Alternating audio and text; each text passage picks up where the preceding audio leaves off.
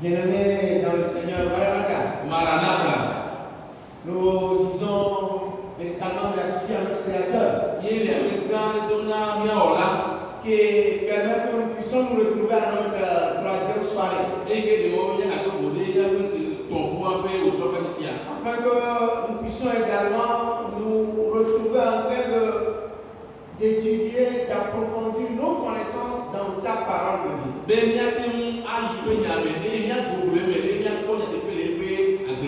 Et comme ancien Jacob l'a dit, nous avons vu notre identité à travers notre style d'adoration. Et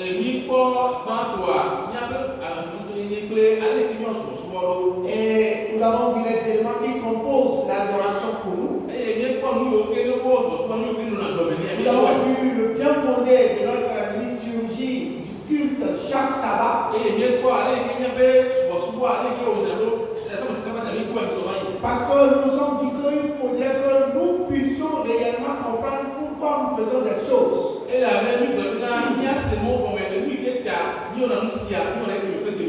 cela va nous amener à savoir comment présenter les choses également dans notre façon d'être de chaque jour. Hier, nous avons vu que nous avons une identité à défendre et à présenter au monde par rapport à la prière. Et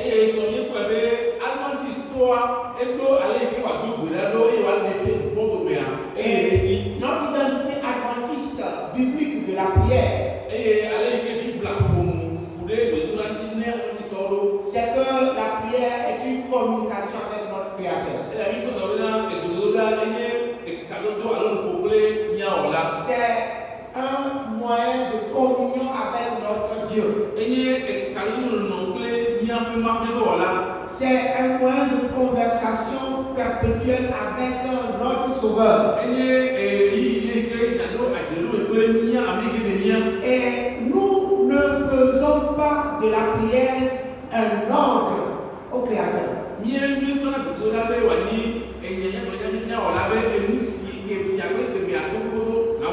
ne faisons pas de la prière un diktat à notre Dieu pour qu'il puisse venir accomplir notre volonté.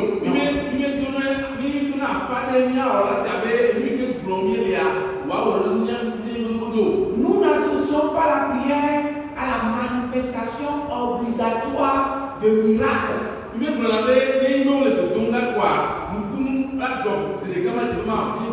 manifestation des miracles revient uniquement à notre Créateur qui décide de nous l'accorder ou pas.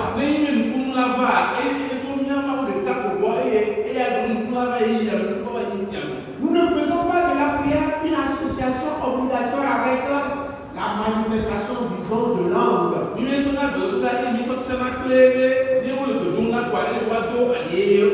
Et nous avons vu hier que nous devons remplir des conditions pour que notre prière puisse être exaucée de la part de Dieu.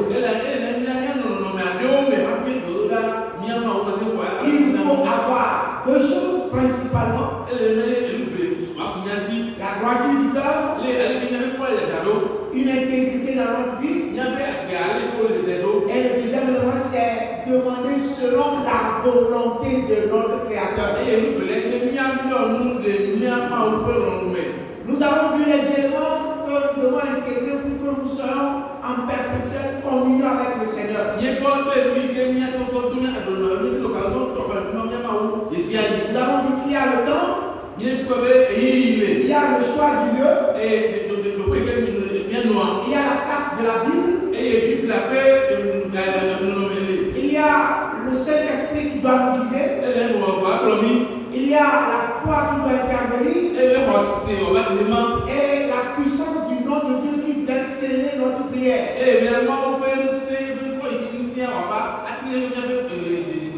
C'est pour cela que nous terminons toujours en disant au nom de Jésus-Christ. Nous avons vu les différentes catégories de prières que nous avons. La communion, la confession, la requête, l'action de grâce. Nous avons parlé également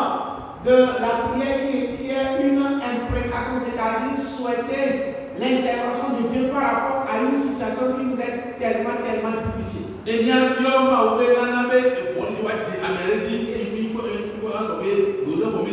et non terminez pas les dangers que l'ennemi est en train de mettre sur notre route pour nous, peuple adventiste, par rapport à la prière. Et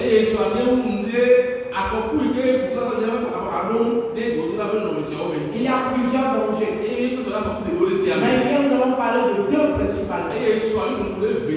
Et nous avons vu que la notion de centre de prière est un grand danger pour la prière.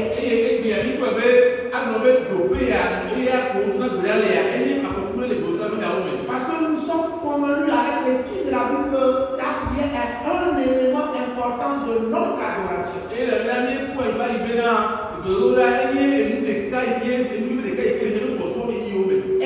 maison de Dieu est appelée la maison de prière. Mais si nous commençons par faire un distinguo entre la maison de Dieu, le temple, qui est juste là pour venir chanter, écouter le message et repartir. Et quand il faut prier, il faut se rendre dans un autre endroit, nous sommes en train de glisser vers une destruction.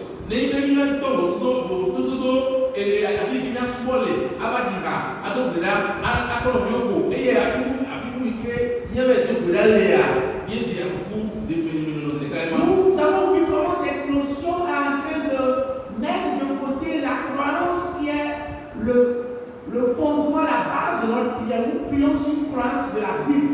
Mais quand nous acceptons que de différentes confessions on puisse se retrouver sans nous approfondir de la vérité, mais juste apporter une prière, nous faisons aussi également fausse route. Est-ce qu'il y a un peu de choses là? Mais il est-ce que quelqu'un peut dire que nous avons le temps?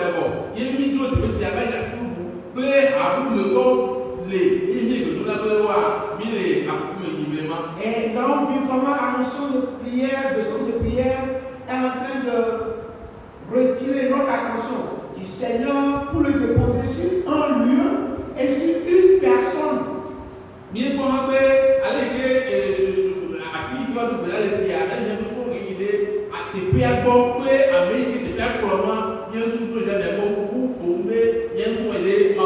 Et tant que je ne suis pas rendu à l'endroit, je n'ai pas prié avec telle personne, je ne suis pas convaincu d'avoir la réponse à ma prière.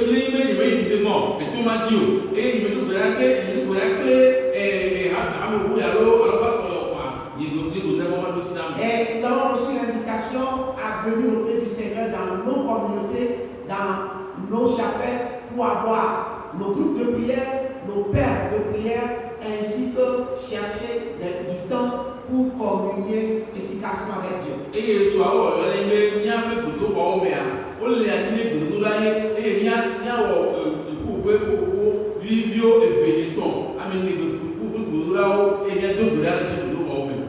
nous sommes à notre troisième soirée.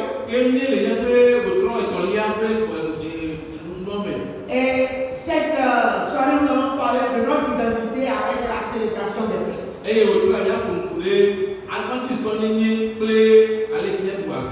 C'est effectivement une opportunité pour nous de parler de la célébration des fêtes. Et la question qui sera en filigrane de notre étude tout au long de cette soirée, est-ce que les adventistes fêtent? Je ne sais pas si vous avez une fois posé cette question. Je ne sais pas. Mais à moi de la poser à maintes reprises. Parce que quand on fête, on ne voit pas. Quand on chante des jours disant que c'est des fêtes religieuses, on ne voit pas vos chapelles s'ouvrir pour effectuer un culte.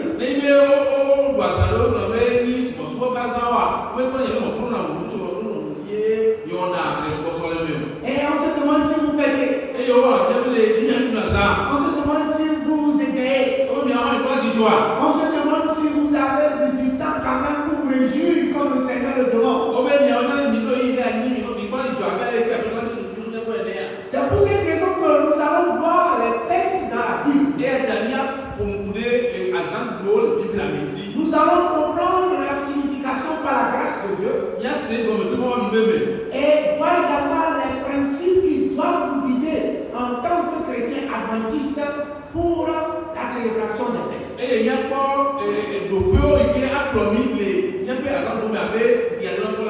C'est pour cette raison que je veux que cela soit très clair dans notre esprit.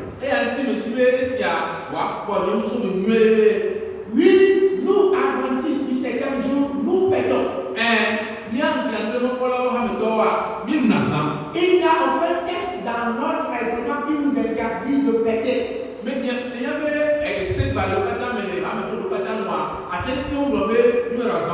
Je le répète, adventistes du 7e jour, nous fêtons. Et comme nous sommes un peuple de la Bible, et comme il ne suffit pas de faire juste des déclarations dans l'air, notre étude de la Bible nous pousse à bien comprendre ce que cela veut dire par fête. Et c'est en cela que nous trouvons plusieurs versets dans la Bible qui nous donnent libre cours ou bien qui nous donnent la permission de fêter. Et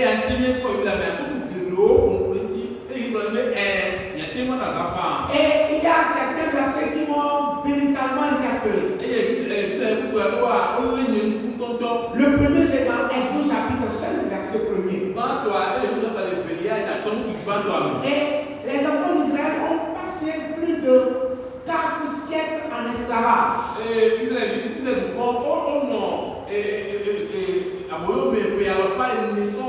Et quand leur est venu de sortir d'Égypte, et que Moïse a reçu l'appel de Dieu pour se présenter devant Pharaon, écoutons bien ce que Dieu lui a mis dans sa bouche comme parole à Dieu. Ainsi parle l'Éternel, le Dieu d'Israël. Laisse aller mon peuple. Laisse aller mon peuple. Pour qu'il célèbre au désert une fête en mon honneur.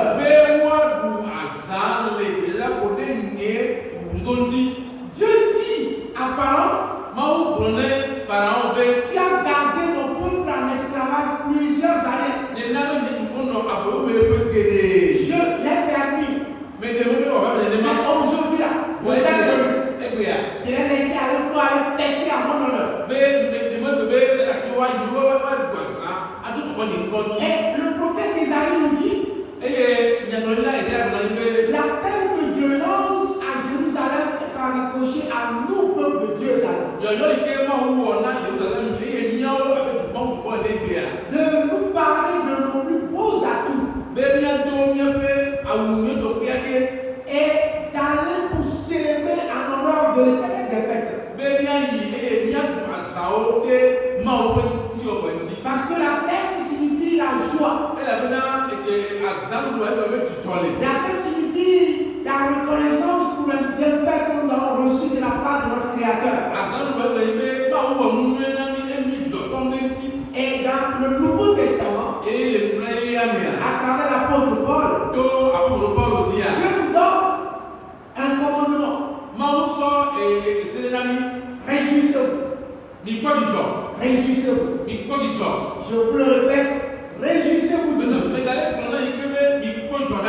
C'est pour cela qu'un chrétien qui est là, qui a toujours la mine renfrognée,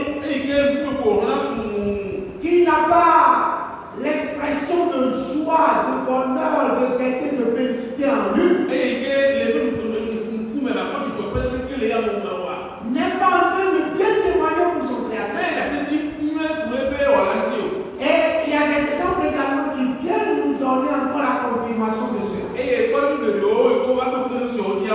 Que ce soit Myriam, la sœur de Moïse, qui a fêté avec tout le peuple pour célébrer la victoire de la traversée de la mer Rouge. Ou bien Salomon qui célèbre la dédicace du temple. Ou notre Seigneur Jésus-Christ lui-même qui a assisté à cette fête de mariage. Alors si ces versets nous donnent l'autorisation de fêter,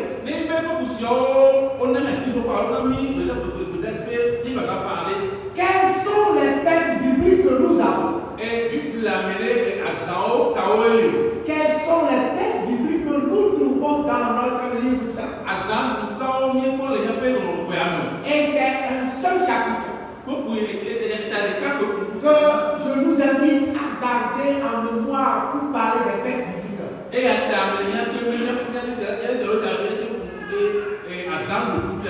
C'est le livre de Lévitique.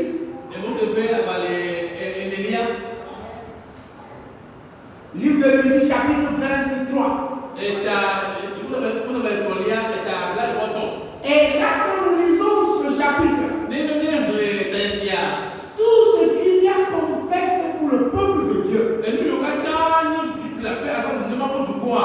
Dieu même donne l'autorisation à son peuple dans l'Ancien Testament de fêter à son honneur, parce qu'il les a délivrés de la captivité pour lui célébrer des fêtes. Dieu donne la liste de toutes ces fêtes-là. Et le verset 1er nous dit ceci. L'Éternel parla à Moïse et dit: parle aux enfants d'Israël et tu leur diras: les fêtes de l'Éternel que vous publierez seront de saintes convocations.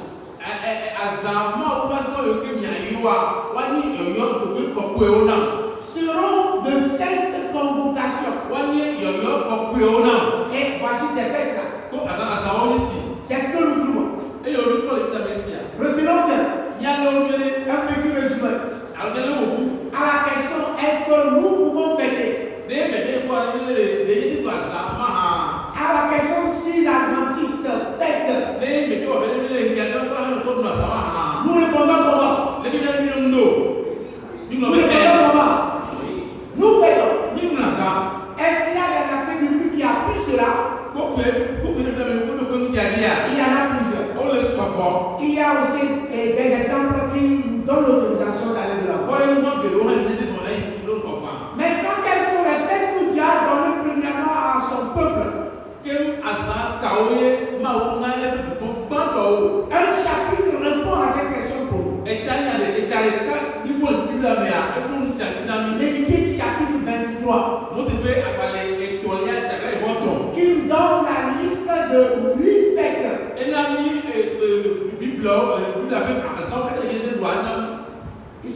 Les fêtes, elles sont au nombre de 8.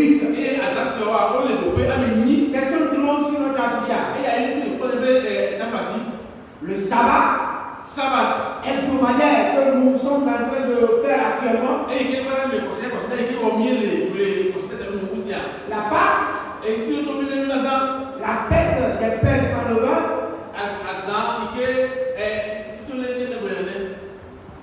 Tu peux parler puisque la tradition parfois ça devient très difficile avec les fêtes là. La fête des prémices. La fête des semaines de Pentecôte.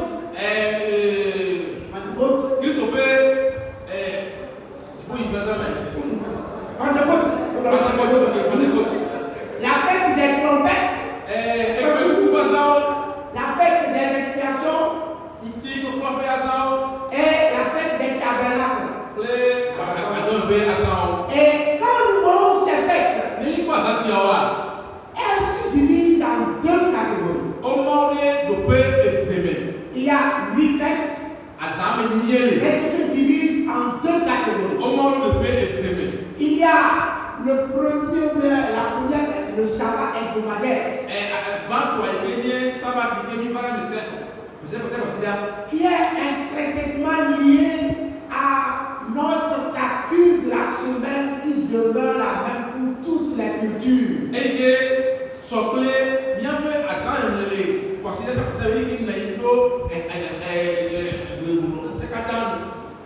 qui se retrouve codifié dans les 10 commandements.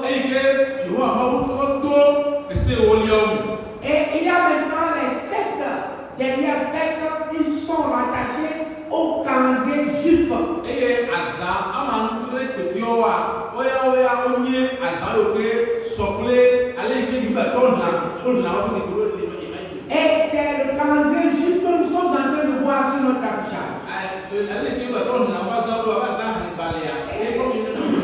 Leur premier mois, nous sommes de 8 heures entre mars et avril pour nous actuellement.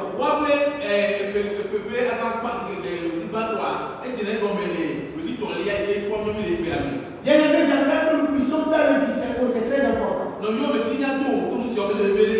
Dieu donne 8 différentes fêtes aux enfants d'Israël. Mais ces 8 fêtes se divisent en 2 catégories. Celles qui sont calculées selon le calendrier juif.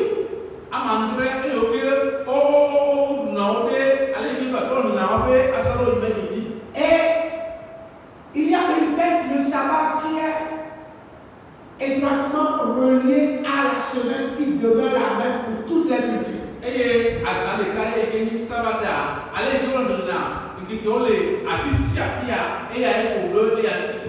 Et c'est ce qui fait que cette fête, le sabbat, revient encore pour être codifié dans les 10 commandements. Mais les 7 dernières fêtes, vous n'entendez plus parler de ces fêtes-là dans les 10 commandements. Alors, le sabbat. Dieu, l'Éternel, parla à Moïse et dit, on travaillera 6 jours. Mais le 7e jour est le sabbat. Le jour du repos. Il y aura une sainte convocation. Une sainte convocation. Vous ne ferez aucun ouvrage. C'est le sabbat de l'Éternel dans toutes vos demeures. Bien-aimés, la première fête que nous devons chaque jour, ou chaque semaine plutôt, fêter avec toute notre force.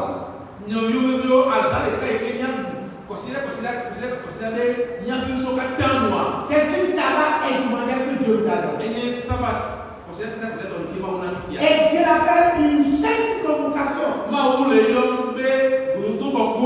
C'est pour cela que nous avons vu dans la soirée de mercredi que lorsque les officiants arrivent et qu'ils s'humilient devant l'Éternel à travers la prière à genoux, et qu'ils se relèvent de leurs genoux, nous lisons un petit verset qui proclame la sainte convocation de Dieu à observer cette grande fête du sabbat.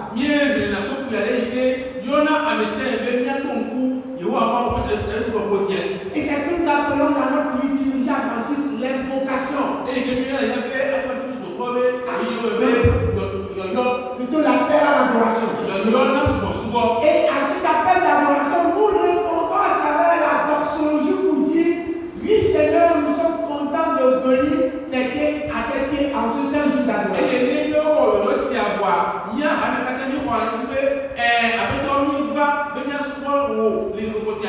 Et nous faisons maintenant l'invocation pour demander à Dieu de descendre pour mettre sur nos fronts le sceau pour dire que nous demeurons toujours enfants de Dieu à ses pieds. Et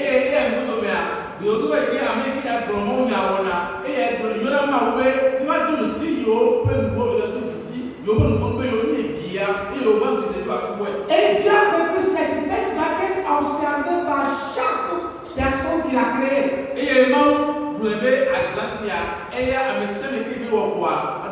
Et c'est ça qui fonde notre identité adventiste. Notre nom même dit que nous sommes des gens de fête. Mais je ne sais pas si on comprend. Notre nom que nous donnons adventiste du 7e jour. C'est quelqu'un qui est toujours en fête le 7e jour chaque semaine. Et qui est débordant de joie par rapport à la grâce, aux bénédictions reçues de l'Éternel. Et c'est ce que Dieu veut de notre part. C'est pour cela que nous disons que c'est la fête par excellence. Et la grande question Est-ce que nous avons toujours cette révérence, cette importance de cette fête encore dans notre esprit?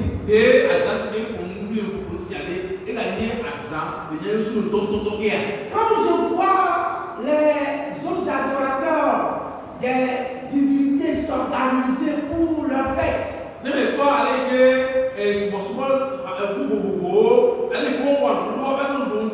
comment ils sont tellement joyeux de se présenter devant leur divinité?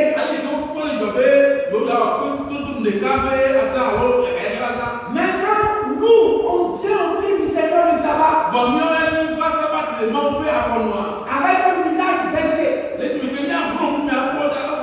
une nonchalance, et on vient non pas pour participer au culte, mais juste pour assister.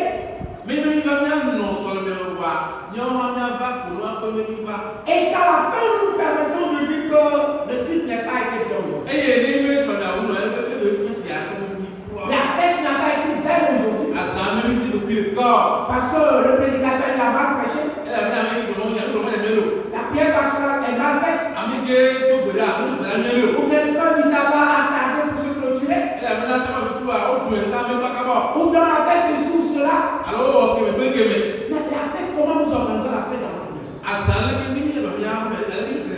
Nous sommes des participants et non des assistants à cette fête de chaque semaine.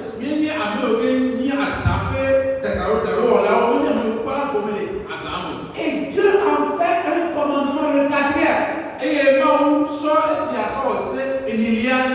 Oh, souviens-toi du jour du repos pour le sanctifier. Et faites cela. Pour que tu sois honoré de la part de ton Créateur. Alors quand nous sortons de cette fête par excellence, nous tombons sur la Pâque. Et là, nous trouvons que c'est le 4e jour du 1er mois. Et cela symbolise la sortie des enfants d'Israël de leur captivité d'Égypte. Et nous tous connaissons l'histoire. Comment l'agneau a été tué. Le sang sur les linteaux des portes et des maisons. Pour que cela protège les hommes se trouvant dans ces maisons. Et l'Éternel a permis leur sortie d'Égypte en ce 14e jour. Alors la deuxième fête vient, qui est la fête des pains sans levain. Et là c'est le 15e jour du 1er mois. Jusqu'au lendemain. Et cela dure une semaine entière. Où on ne doit pas voir quelque chose comme le vin dans la maison des enfants d'Israël.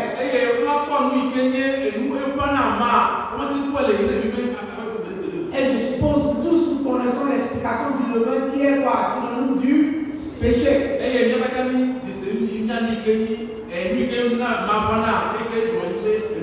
Dieu ne t'a pas fait sortir de ta captivité pour que tu continues par vivre sous l'emprise de l'ennemi. Dans le péché. Mais il faut que tu aies une vie sans péché par sa grâce.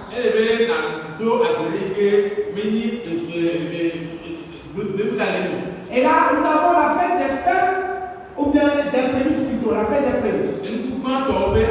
Et là, quand nous faisons nos récoltes, et que cela arrive à maturité, nous ramassons toutes ces récoltes. Il faut se souvenir pour venir avec les prémices devant l'Éternel. C'est ce qui a été aussi codifié en demandant chaque jour, à chaque instant, quand nous avons des choses, des activités, souvenons-nous pour apporter des prémices devant notre Créateur.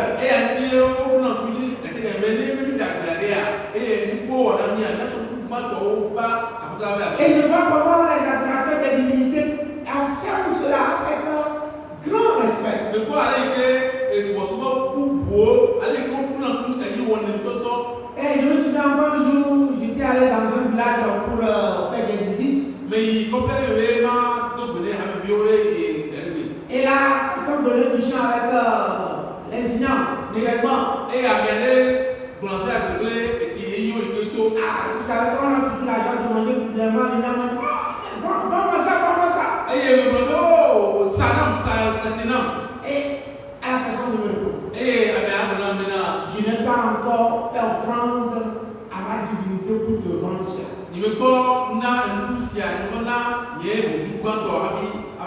Mais si tu reviens dans une semaine, je peux te vendre. Mais je vois vraiment quand on prend là, on mange d'abord bien.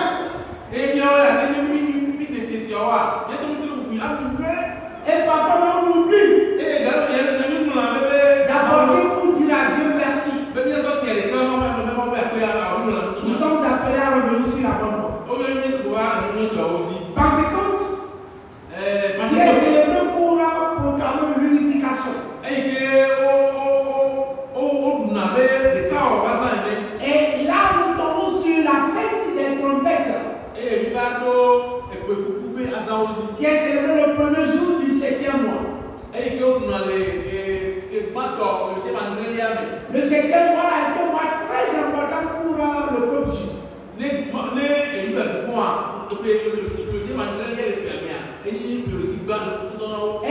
le premier jour, on sonne de la trompette pour appeler chaque habitant du peuple juif à une vie de repentance.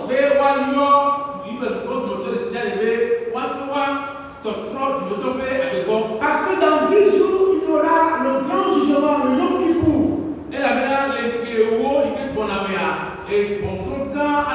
C'est pour cela que nous disons que les trompettes annoncent toujours un jugement de grands événements.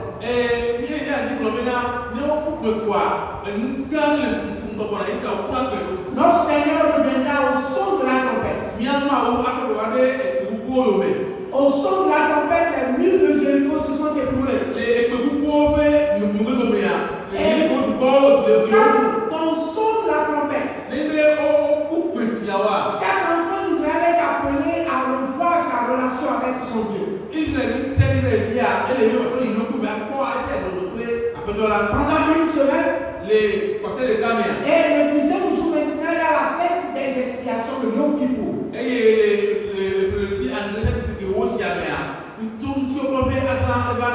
Et là, le grand sacrificateur rentre où?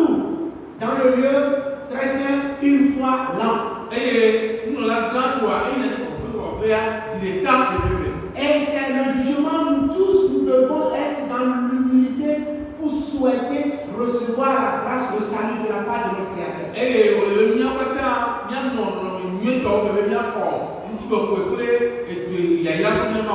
Et si Dieu nous fait grâce, et que nous sommes sortis de ce jugement blanchi par l'Éternel, nous devons savoir que nous sommes des pèlerins et voyageurs sur cette terre. Et c'est ce que nous traduit la fête des tabernacles. Où pendant 7 jours, on appelle tous les enfants d'Israël, que tu sois dans des maisons, étages de gros palais. Tu sors, tu fais une tente à côté, tu résides dans la tente pour voir ta fragilité, ta précarité sur cette terre.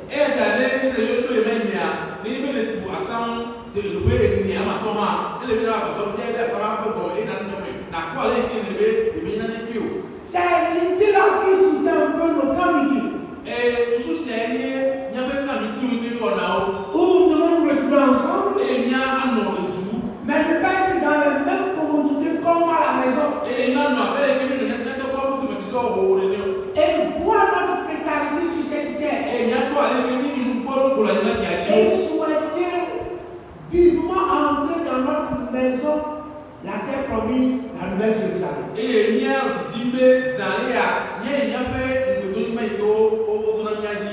Et quand nous voyons la signification de tout cela, c'est ce que nous résumons par le tableau qui arrive. La Pâque, c'est la délivrance du péché.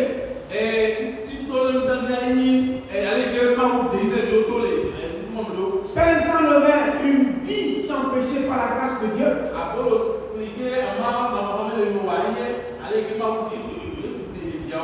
Les prémices mettent Dieu en première position dans notre vie.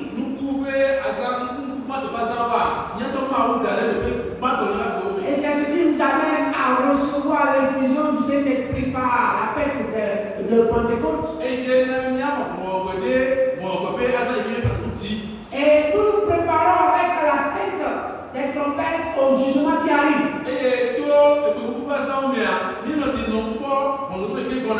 Le Yom Kippour qui vient pour donner une cours au jugement de Dieu.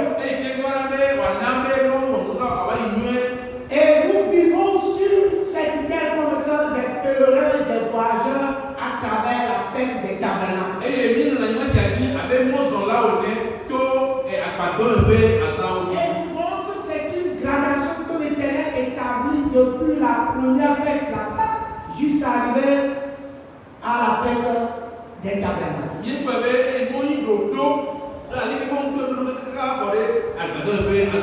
Et c'est ce que l'apôtre Paul nous dit. Que ces fêtes que nous trouvons dans Lévitique chapitre 23.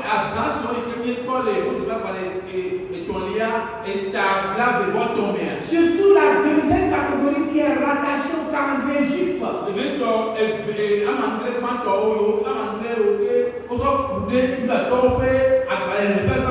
C'était nombre des choses à venir, mais le corps est en Christ.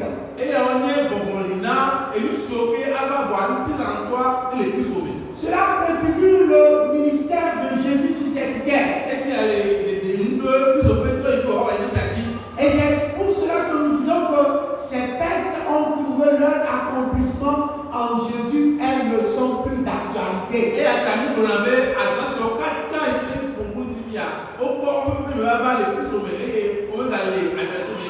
Mais le sabbat, qui est relié à la semaine qu'il y a pour nous tous sur cette terre.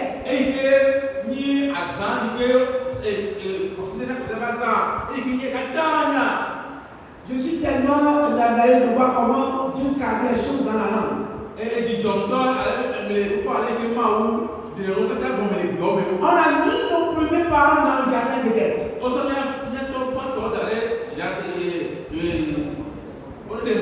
Et qu'est-ce que Dieu leur a dit? Quel est le mot qui traduit le travail qu'ils ont à faire? Pour le cultiver. Et c'est ce mot de cultiver là qui donne également quoi? La culture.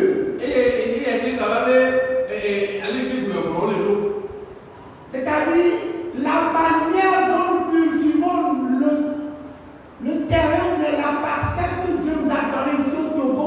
Cette manière définit notre comportement, nos paroles, nos relations avec les autres forment notre culture.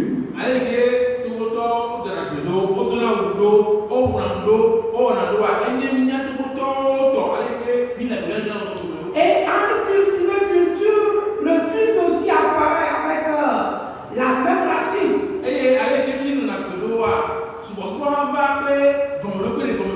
Cette adoration qui est étroitement liée à la manière dont Dieu veut que nous puissions être sur cette terre. Et il a fait que chaque peuple, que tu crois ou pas les sang de Dieu là, nous avons gardé la semaine de 7 jours. Et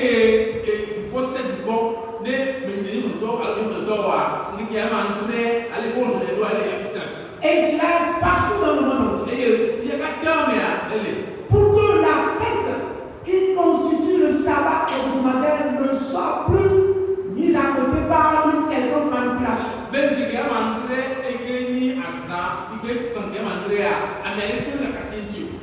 ce qui est rattaché au calendrier juif peut, avec la mort, la résurrection de notre Seigneur Jésus-Christ, ces faits trouvent leur réalisation et sont laissés de côté. Et nous avons d'autres occasions de fête qui sont des occasions de joie que la Bible nous donne. Le jubilé, c'est ça, tout traduit, c'est comment on dit dans le jubilé. Nous avons fêté 50 ans ici. Et 2024, nous avons encore fêté 60 ans.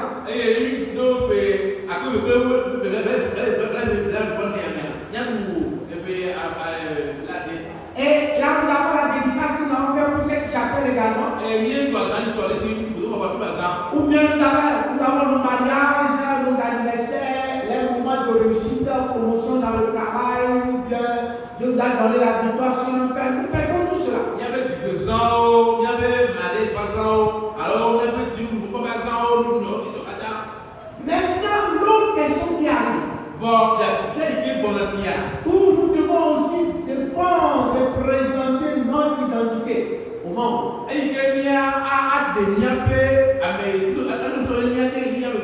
C'est les fêtes qui sont liées maintenant à notre calendrier que nous sommes en train d'observer, le calendrier romain de mourir. Et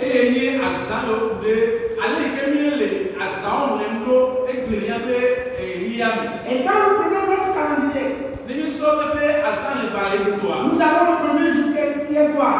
Jour de l'an pour nous. Exactement. Et sur cette fête, nous avons beaucoup à dire. Et dans un autre terme, nous allons parler des fêtes de fin d'année autre. Mais ce que nous pouvons dire tout court ce soir, c'est que c'est le premier jour du comptage d'une année plutôt que nous observons. Et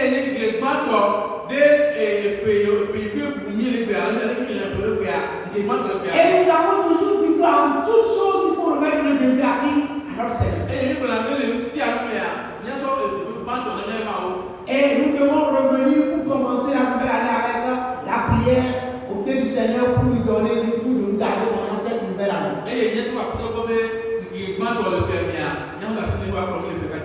Il y a l'épiphanie qui arrive également. Épiphanie, il faut dire ça comme ça, les gens. C'est une fête surtout pour les catholiques qui connaissent très bien. Le premier dimanche de l'année, il y a Épiphanie. Il y a ce que nous appelons le mardi gras et le début du carême pour annoncer la Pâque.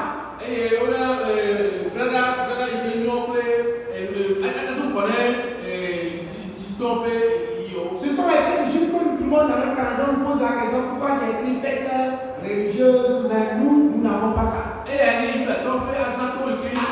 Pas fête religieuse.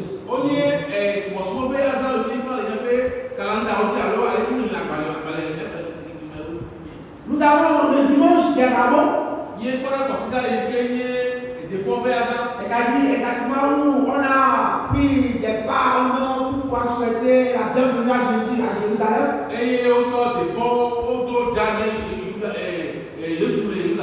Nous avons la Pâque qui oscille toujours entre le 22 mars ou jusqu'au 25 avril.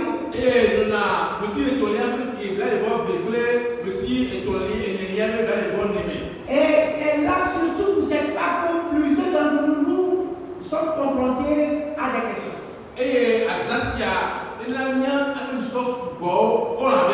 On se pose la question, est-ce que nous fêtons pas la Pâque? Parce que la résurrection de Jésus là, c'est pas petite affaire. C'est la victoire sur la mort. C'est l'assurance que nous aurons la résurrection. C'est l'assurance pour nous que nous pouvons envisager la nouvelle vie sur la nouvelle terre.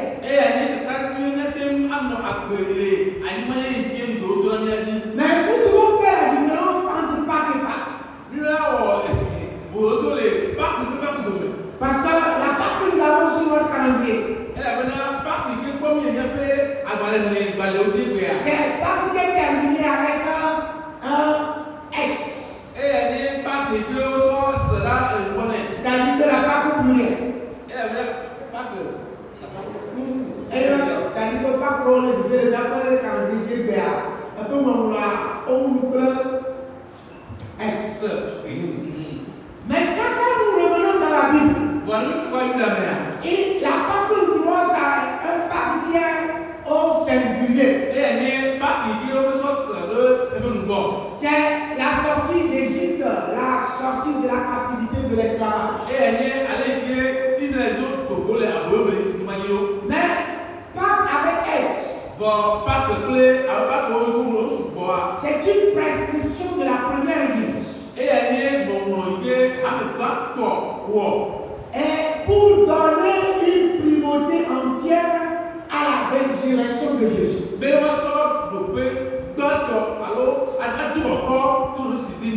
Une importance tellement même au-dessus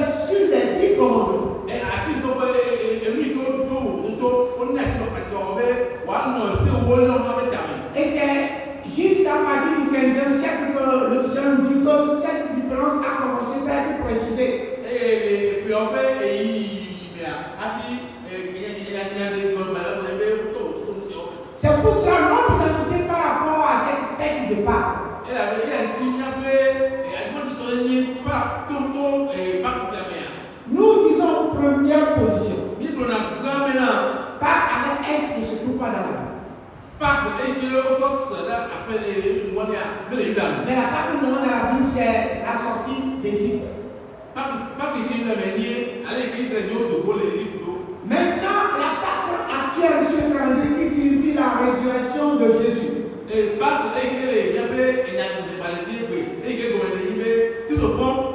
Nous reconnaissons l'importance de cette résurrection. Et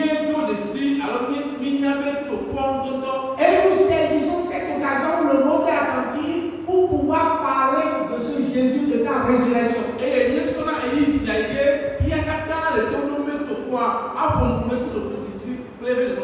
Mais nous n'ouvrons pas nos chapelles, nos temples pour un culte en ce jour précis. Parce que la première fête, le sabbat que nous avons, donne toujours l'occasion de célébrer, de mettre Dieu au-devant de chaque chose. Ce qui fait que quand nous restons à la maison le dimanche de Pâques,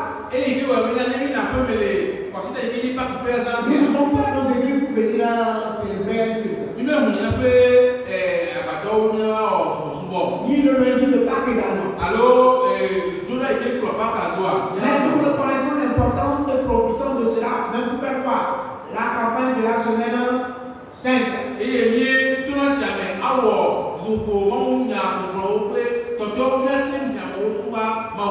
Nous avons l'ascension qui est la montée de Jésus au ciel.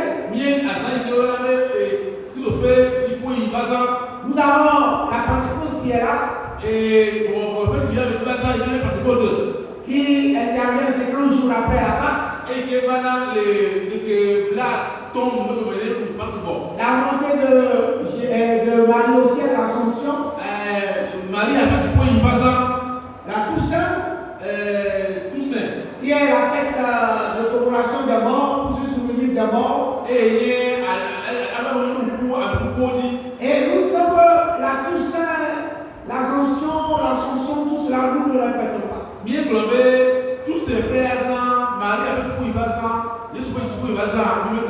pour cela que nos églises ne sont pas ouvertes à ces jours de fête-là. Et je mentionne pour terminer dans notre calendrier la fête de Noël. Et comme je l'ai dit avec le nouvel an et la Noël, c'est carrément notre thème que nous allons trouver pour expliquer toutes ces fêtes-là.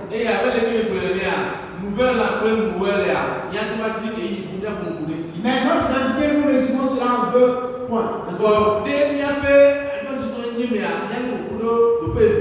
C'est que la Noël n'a pas une base biblique. Parce que le comptage n'est pas fait selon le comptage du calendrier juif également. Elle a une origine carrément paganiste. Ça c'est le premier point. Ça. Le deuxième point, nous prenons la teneur de la fête. Qui signifie pour le monde entier la naissance d'un sauveur. Pour en faire un moment de partage, de prédication, d'invitation et d'échange avec notre entourage également. C'est pour cela que nous ne voyons pas nos églises ouvertes le jour de la Noël. Mais vous trouverez des familles adventistes en train de fêter avec la communauté cette fête-là.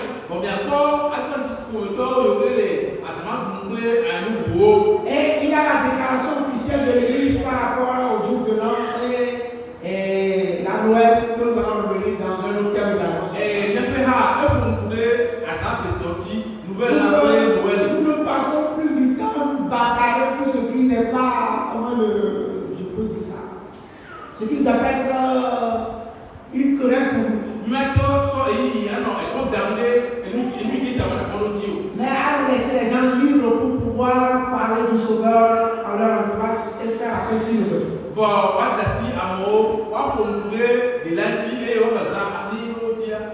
Alors comme je l'ai dit, c'est des fêtes qui n'ont pas leur base dans la Bible. Et maintenant nous venons à notre deuxième partie, on va parler des fêtes, de leur signification, tout deuxième et dernière partie, les faites en dehors de l'église, comment nous sommes appelés à pouvoir le Seigneur.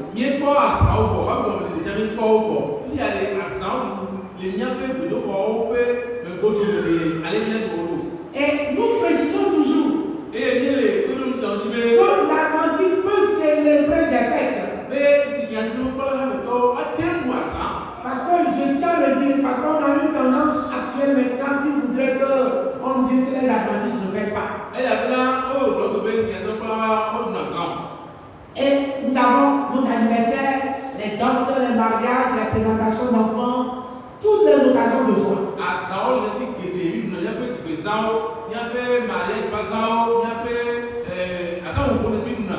Je me souviens que dans cette église, on s'est même bagarré par rapport à ce qu'on fêtait l'anniversaire ou pas.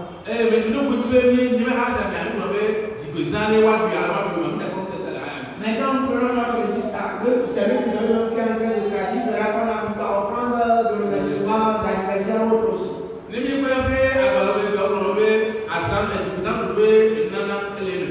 Maintenant, nous revenons au principe qui doit nous guider si nous voulons fêter toutes ces occasions joyeuses.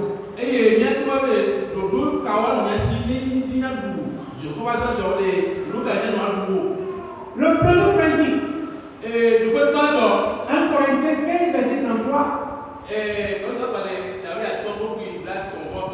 nous invite à ne pas nous associer avec les non-croyants pour des célébrations qui ne donnent pas l'éternel.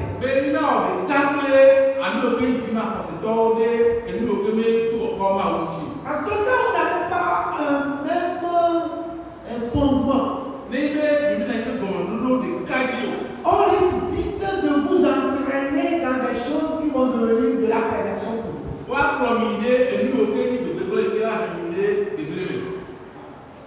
Si je peux utiliser cette illustration entre celui qui est en bas et celui qui est en haut, qui a la force pour tirer l'autre.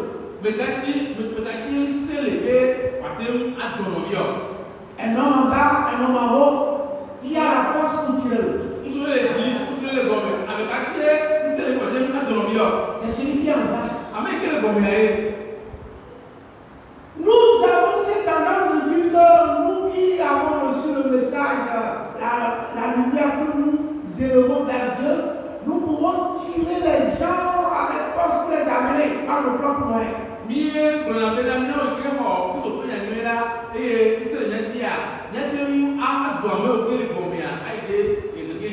c'est que nous oublions comment le grand sage Salomon a fini sa course.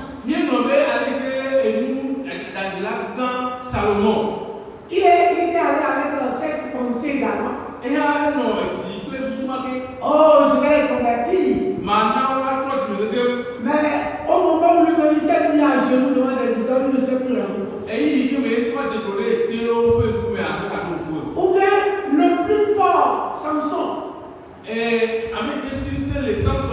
qui a pu aussi prendre à cette fête s'associer, pouvait quand même gagner vers l'œuvre de Dieu.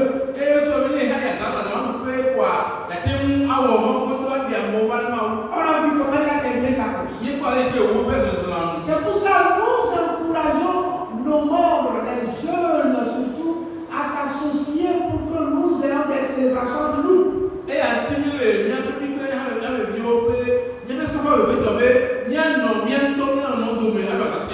même si nous avons des fêtes en famille, célébrons toujours avec notre identité adventiste.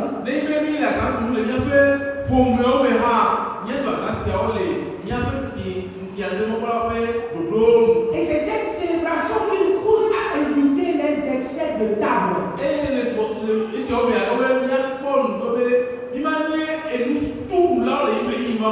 Bien-aimé dans le Seigneur, permettez-moi, mais je dois le dire.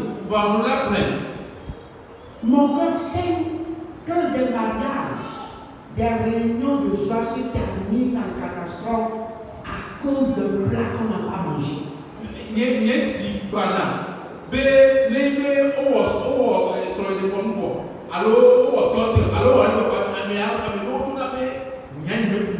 À cause de À cause d'une cuisse de poulet que je n'ai pas mangé.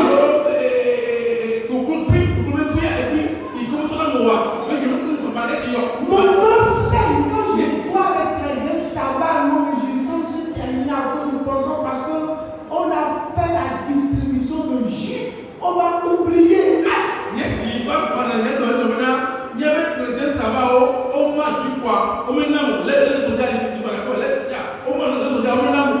Et à cause de ça, l'unité naît en nous. Et toi, c'est quoi? Mon cœur saigne quand je vois nos frères et sœurs. On dit chacun un plat. On vient prendre, on revient deuxième, troisième, quatrième, et quand on leur dit on s'énerve, on quitte.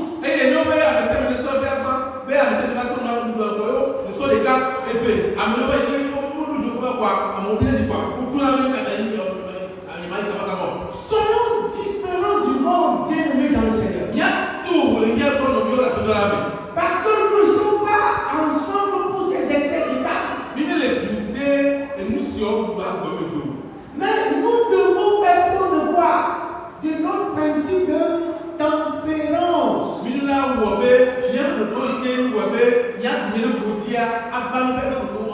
Nous sommes là pour nous réjouir dans le Seigneur. Et le peu que nous partageons, le peu nous recevons. Consommons cela avec joie. Et ce qui fait que les fêtes deviennent maintenant des tracas, des casse-têtes chinois pour les marines, pour les organisateurs.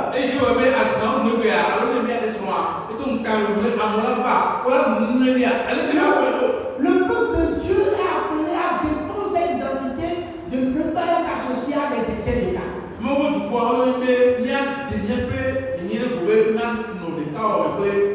Et dans cette fête, la nourriture que nous allons servir,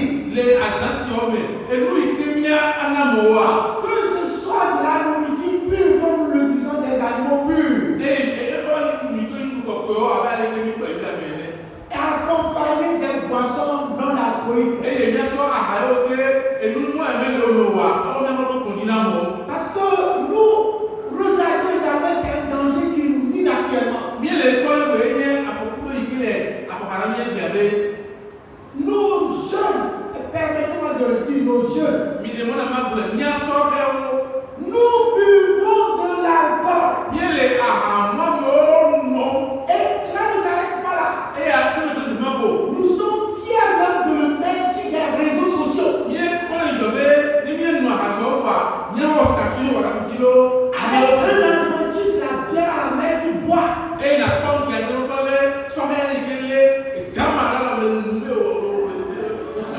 Et quand on lui pose la question, tu es étonné d'écouter l'adventiste dire aux écrits de ne pas boire.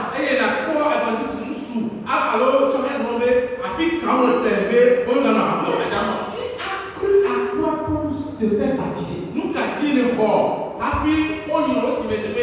Nous disons que l'adhésion, plutôt l'acceptation d'un contrat d'adhésion ne change pas les termes.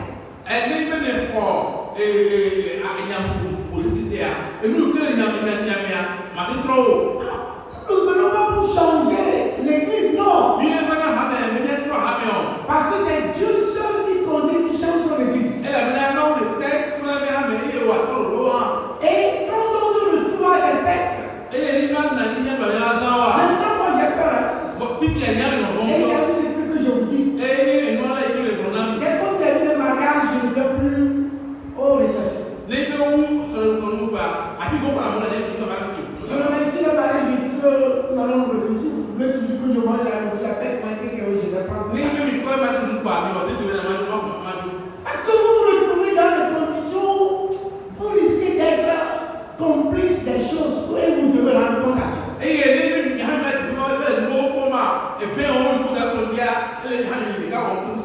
Évitons les excès de table, les boissons alcoolisées. Évitons l'extravagance. Et là, le fait qu'il concerne ici dans notre église du Togo. c'est que nous trouvons que la célébration des fêtes maintenant amène comme une permission à se parler de bijoux, surtout aux occasions de dot. Permettez-moi de le dire. Et puis, il y a même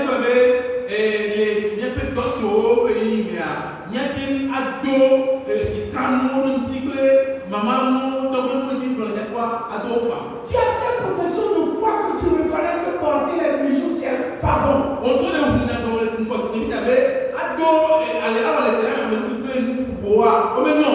tout au long de ta vie, tu le fais. Mais au moment de la dot, on te transforme maintenant, je ne sais pas quel mot utiliser. Et on prend les photos, on poste sur les réseaux sociaux. Tout ce qu'on fait là, c'est toujours sur la tête responsable qu'on l'appelle. Est-ce que tu as vu tes enfants à la tête ce qu'ils sont en train de faire? Et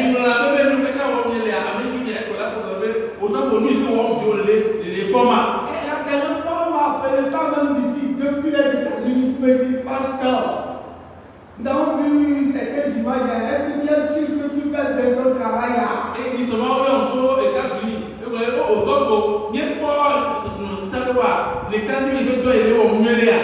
Nous devons éviter l'extravagance et toujours maintenir notre identité. Parce que c'est ça qui donne notre gloire et proclame la Seigneurie du Christ. La simplicité est une vertu bien-aimée. Évitons les musiques qui appellent à des débordements et prospérité.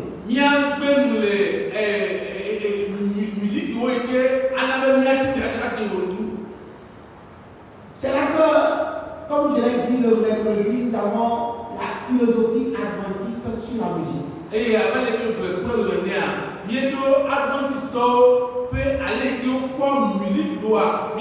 j'ai laissé une copie à l'enseignant pour que les gens qui veulent puissent venir lire.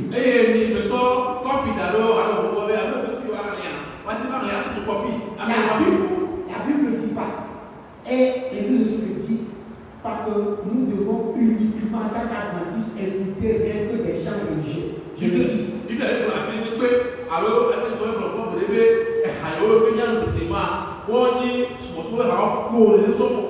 le répète encore. L'adventiste n'est pas là pour écouter rien que des chants religieux.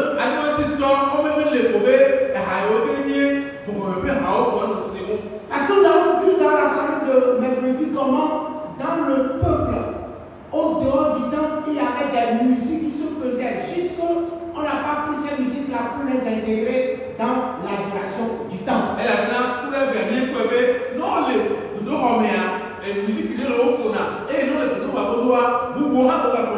Nous avons vu, je veux juste un petit rappel, comme j'ai encore devant moi 10 minutes là. Nous avons vu que l'introduction de la musique là, c'est fait partie. Pas David.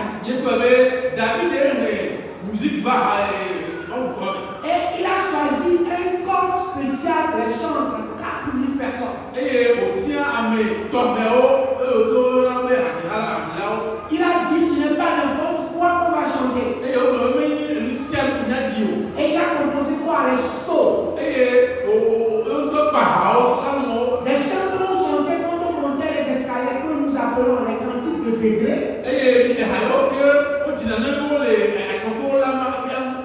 Des chants dans le temple. À d'autres occasions, il s'est présé dans d'autres psaumes du sabbat, les cantiques du sabbat. Et il a donné sur le plan spécial pour la musique dans le temple. Les instruments, nous avons vu le verset à la il a fabriqué lui-même des instruments spéciaux pour être joués uniquement dans le temple. Et on les a appelés les instruments de David. Et il n'a pas autorisé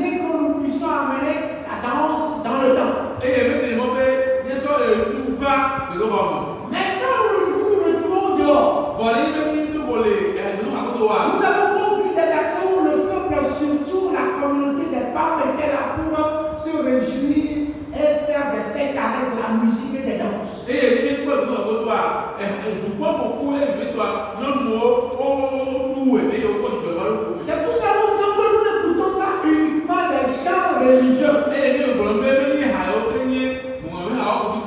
Moi-même ici, si vous ne le savez pas, j'aime beaucoup Céline Dion. Et je les écoute quand vous rentrez avec moi dans ma voiture, vous n'êtes pas étonné que vous allez écouter Jean de Céline Dion. Que ce soit de Francis Cabrel ou de Phil Collins, j'en écoute. C'est pour cela que notre philosophie vient pour nous préciser les éléments de cette musique. Et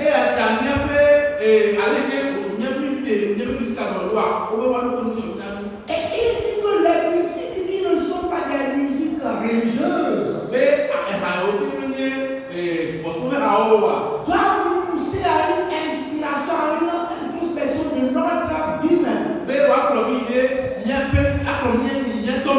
Et ne pas nous amener à des excès sexuels. Ou bien à des dérives de violence. Ou bien à des inclinations d'adoration de d'autres divinités. La musique ne doit pas nous conduire vers des inclinations sexuelles, adoration de divinités ou bien des violences.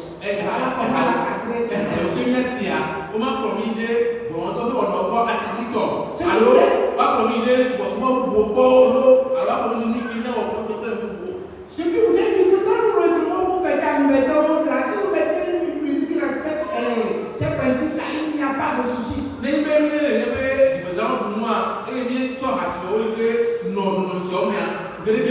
vous comprenez avec moi que quand tu mets une musique de Mapuka qui te pousse à des développements sexuels,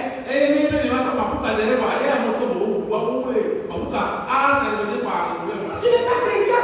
Ou bien on dit qu'il y a Zouk, c'est bon, mais on vient pas ajouter quoi? Comment on appelle ça? Zouk là. Et il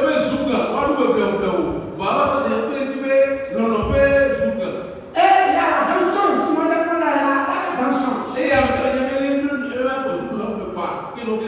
Ou bien on dit qu'il y a slow, mais il y a encore slow dans slow. Dieu nous appelle à ne pas tomber dans des débordements, c'est là notre identité. Et éviter tout ce qui concerne les danses obscènes. Et là, quand nous retournons dans la Bible, en dehors du temps, dans le peuple juif, la danse qui se faisait n'était nullement de danse obscène. Je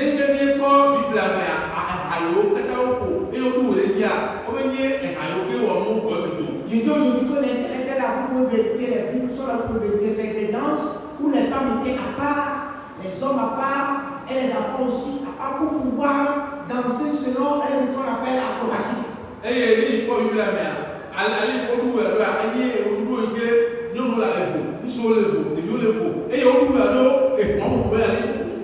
Et c'est là que je termine. Parce que le temps, il faut respecter le temps. Que l'exemple de David que nous reprenons toujours, nous utilisons cela de mauvaise façon.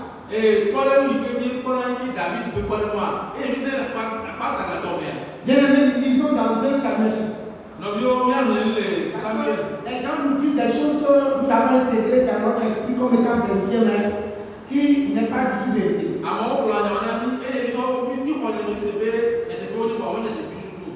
2 Samuel 6. Quand nous lisons, quelqu'un tout dans l'assistant pour nous lit, pour pas dire que c'est le pasteur qui a inventé des choses. 2 Samuel 6, verset 13, verset 14, verset 15, 13 à 15. Samuel va voir les Evelia et Tadé pour pouvoir tomber. Il est à Delia. 2 Samuel 6, 13 à 15. Il peut nous lire. Samuel va parler Evelia. Quand ceux qui portaient l'arche de l'Éternel furent faits 6 pas, on sacrifie un bœuf et un veau plat. David dansait de toute sa force devant l'Éternel et il était saint d'un éphod de lin. David et toute la maison d'Israël firent monter l'arche de l'Éternel avec des cris de joie et au son des trompettes. Merci. Où c'est écrit, bien aimé, prenons ce qui se fait, et les gens ne le font pas. Où c'est écrit que David était bien habillé et qu'il a dansé, il a levé tous ses vêtements et il est devenu nu. Non, yo, avec comme on a dit, David doué, et il autour nous les gars quoi. Laissez-moi continuer, nous quoi, des mots dans le et tiens maman, avec comme on a dit. La grâce collective qu'on essaie de nous donner, c'est que David était bien habillé. Quand il est venu, il a été pris par la joie, la danse, et qu'il dansait, il a commencé par enlever la chemise partie, les choses parties, jusqu'à tomber sur son caleçon. Il a enlevé le caleçon, il était tué, il dansait.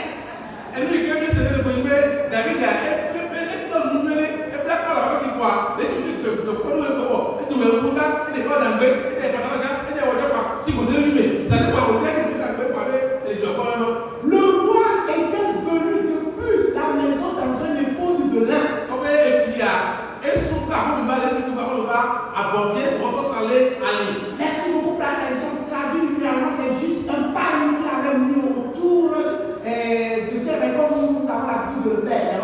Allez, que bien, on est à peu près à la web pour la soirée, à Sanalia. Pour dire déjà que le roi, même suppliant, venant à cette procession de l'arche, et donc, il met et puis à toi, et il l'expliquer au dassault, et à notre cahier. Il avait la maîtrise dès le commencement. Il n'a pas perdu la maîtrise de soi. C'est pour cela que sa femme Mika vient toujours dans le chapitre pour lui poser la question. Comment toi, tu sors de ton palais avec juste un épaule autour du lin et que les gens sont en train de te voir dans cette tenue?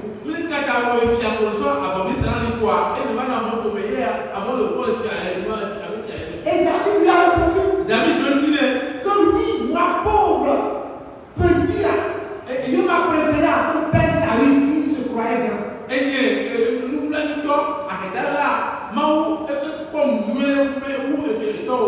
pris l'exemple pour dire que bon, quand on est dans la maison de Dieu, à un moment de louange là, ça doit te saisir, tu t'appelles connaissance pour aller dire que c'est ça que tu es rempli de cet esprit. Où c'est écrit bien aimé dans le Seigneur.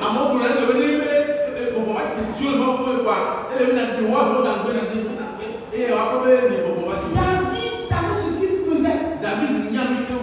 Et quand on dit qu'il a dansé de toute sa force, nous l'avons dit dans la soirée de mercredi, c'est que c'était une danse au pas, cadencée, rythmée, militaire de la procession.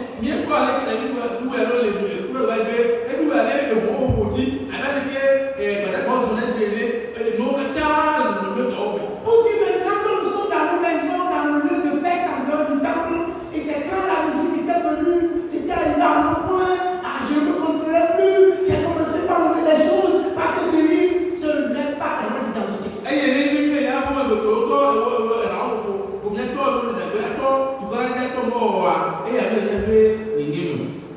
Qu'est-ce que nous te donnons l'addition pour notre président dans cette émission?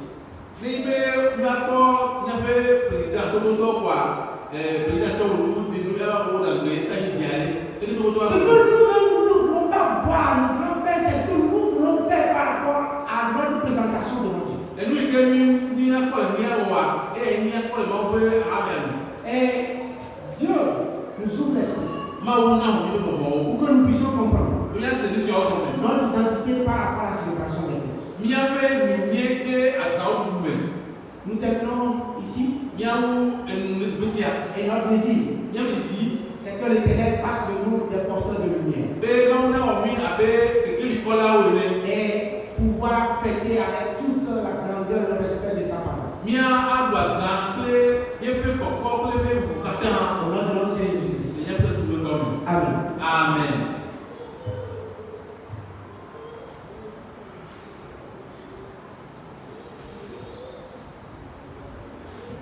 Nous remercions le Seigneur pour ces paroles bénies.